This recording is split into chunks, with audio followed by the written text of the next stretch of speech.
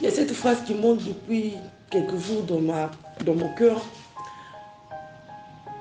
Vous êtes à la bonne place. Tu es à la bonne place. Voici, tu es à la bonne place. Voici, tu es à la bonne place. Et je peux vous dire qu'au début, moi, j'ai fait allusion à un lieu.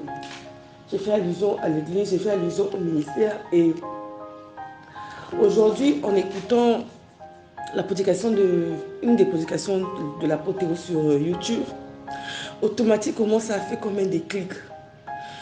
Et je me suis rendu compte qu'on a tendance à toujours voir les choses comme... on a tendance à toujours voir la place comme un lieu. Comment le dire? Comme un immeuble, comme une maison, comme un bâtiment. Et je viens dire à quelqu'un, être à la bonne place, c'est être là où Dieu veut que tu sois. C'est le servir, c'est le célébrer. C'est mettre les œuvres de l'Éternel à la première place. C'est laisser le Seigneur régner dans ta vie. C'est désormais marcher sur ce chemin que Dieu avait tracé pour toi, sur ce bon chemin, sur ce chemin qui est étroit, où il y a peu de personnes. C'est le servir. Et un autre verset est monté dans mon cœur, c'est dans Ésaïe, le verset 49.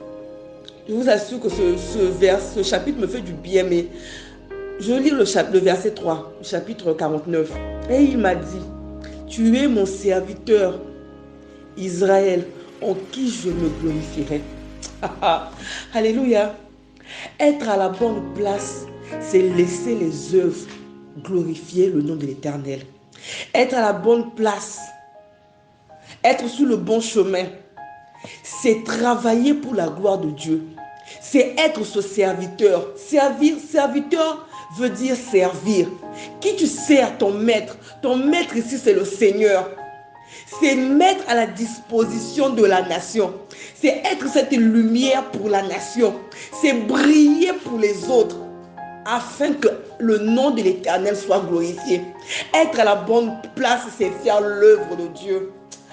Ne cherche pas à être dans la meilleure église, non. Dans ce bâtiment qui est bien construit, non.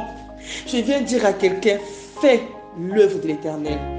Travaille pour le royaume, c'est ça être à la bonne place. C'est à ça être au bon endroit. C'est mettre son service, c'est mettre ses œuvres, ses actes, ses pensées, ses envies, ses désirs, afin que le nom de l'Éternel soit glorifié.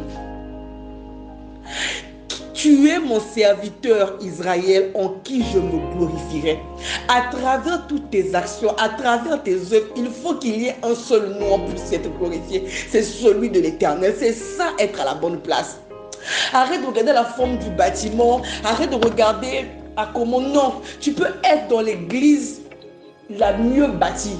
Tu peux être dans la cité royale du pasteur Ivan Castanou. Si tes œuvres ne correspondent pas, si tes œuvres ne sont pas un service, si ta vie n'est pas une adoration pour l'Éternel, tu n'es pas à la bonne place. On a tendance à voir le bâtiment, à voir le lieu, à voir la route, à voir... Non, ce n'est pas ça le plus important. Ce sont nos œuvres. Nous devons servir le Seigneur afin qu'il soit glorifié à travers nous. Afin qu'il soit glorifié à travers nous. À travers quoi? Nos œuvres, notre service. Es-tu à la bonne place? Est-ce que chaque fois quand tu penses à la bonne place, tu vois ton église bien bâtie, qu'il y a des chaises Louis Vuitton, tu te vois bien sapé dans la plus belle voiture? À quoi tu penses? C'est-à-dire, quand tu m'entends dire être à la bonne place, qu'est-ce qui te vient automatiquement? Es-tu celle-là qui met les choses de Dieu à la première place? Es-tu cette personne-là qui est prête à donner son dernier billet pour l'œuvre du Seigneur? Es-tu à la bonne place? Es-tu sur le bon chemin? As-tu cet amour débordant pour les œuvres du Seigneur? Ou l'amour débordant pour les désirs de la chair? Es-tu à la bonne place? Où es-tu? Où es-tu? Es-tu à la bonne place?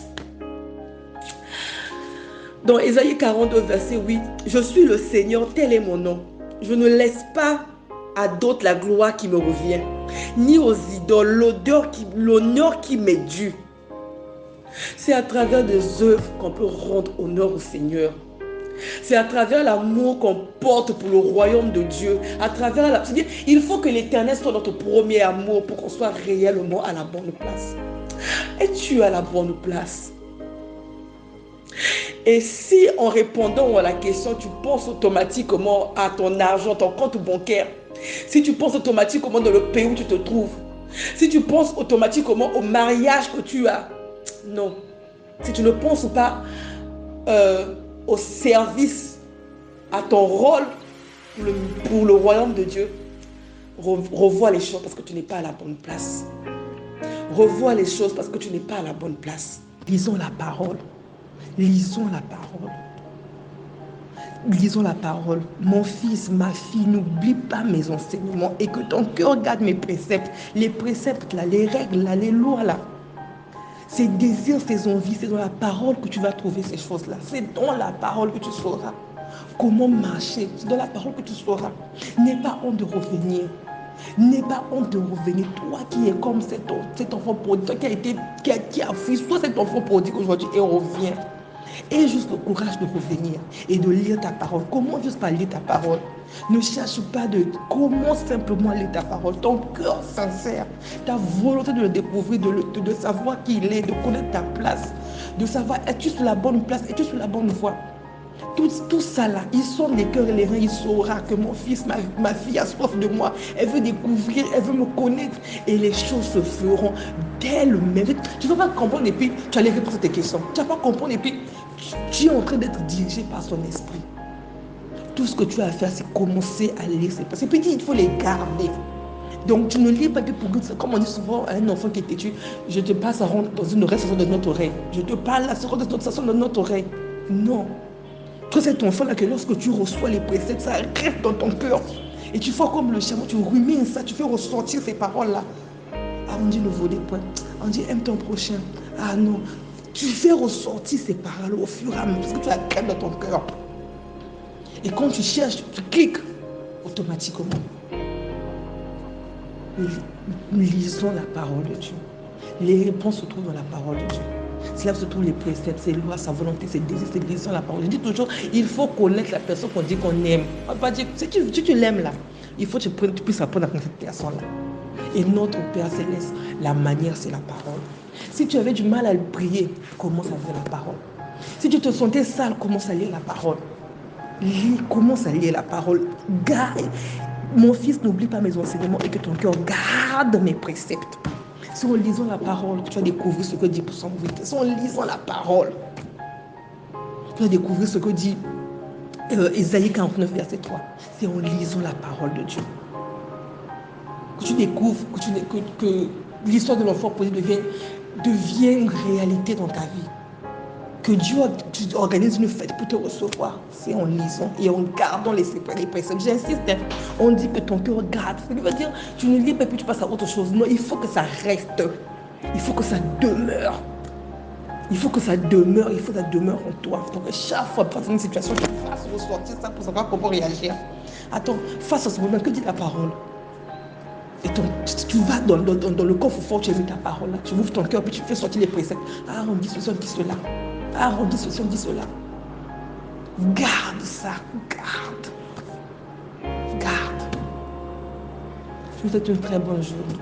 Et je voudrais que, maintenant que vous allez écouter cette exhortation, que désormais, quand on vous pose la question, es-tu à la bonne place? Ou quand on te demandera, tu es à la bonne place. C'est-à-dire, tu ne sois pas, que la première réponse ne soit pas, ah oui, parce que j'ai le mari le plus doux. Ah oui, parce que mon mari il est riche. Ah oui, parce que je suis ceci. Non. Dis-moi quand tu écouteras, tu es à la bonne place.